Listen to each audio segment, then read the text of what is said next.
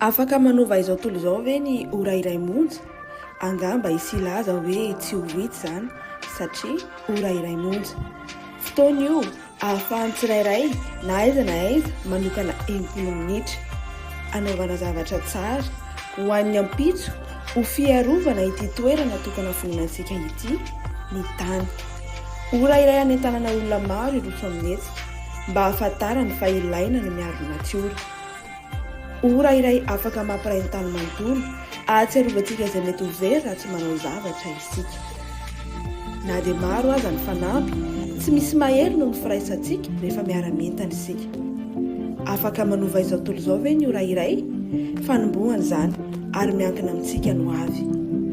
Manomeza adiny indray ho an'ny tany, ko andao hiara-hientana ka hanokana adiny indray ho an'ny